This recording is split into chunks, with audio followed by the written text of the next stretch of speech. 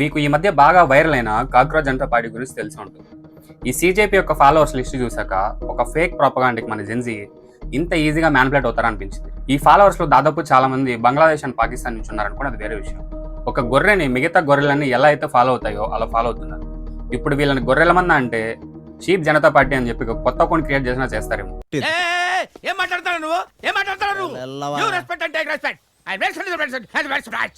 అసలు మన జెన్జీ ఇలాంటి విషయాల్లో నిజాలేంటి అబద్ధాలేంటి తెలుసుకోకుండా ఈజీగా ఈ ట్రాప్ లో పడడానికి, ఇలాంటి బ్లైండ్ గా ఫాలో అవడానికి రీజన్స్ ఏంటి? నెంబర్ 1, ది ఫోమో ఎఫెక్ట్, అంటే ఫియర్ ఆఫ్ మిస్సింగ్ అవుట్.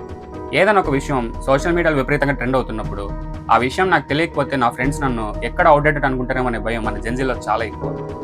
అందుకే అందులో ఉన్న నిజాలేంటి అబద్ధాలేంటి తెలుసుకోకుండా జస్ట్ ఆ కూల్ గ్యాంగ్ లో పార్ట్ అవ్వాలని బ్లైండ్ గా ఫాలో కొట్టి షేర్ చేస్తారు. ఇలా ఒక్కొక్కరు ఆ కూల్ గ్యాంగ్ లో పార్ట్ అవ్వడం వల్ల ఆ ఫాలోవర్స్ అమాంతం పెరిగిపోయి ఆ ప్రాపగండా యొక్క రీచ్ కూడా ఈజీగా పెరిగిపోతుంది. Number 2, the echo chamber effect.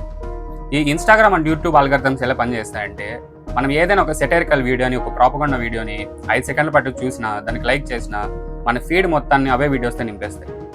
ఒకే విషయాన్ని పదే పదే చూడడం వల్ల మన సబ్ కాన్షియస్ మైండ్ అదే నిజం నమ్మేలా చేస్తుంది. అందుకే మనం కూడా బ్లైండ్గా నమ్మేస్తాం. కాబట్టి ఇలాంటివి బ్లైండ్గా ఫాలో అయ్యి మన జెన్జీకి నా రిక్వెస్ట్ ఏంటంటే, ఇలాంటివి చేసి మన సుప్రీంకోర్టు సీజేఐ జస్టిస్ సూర్యకాంత్ గారు చెప్పిన మాటల్ని, ఆయన కాక్రోచ్ అన్న మాటల్ని నిజం చేయకండి.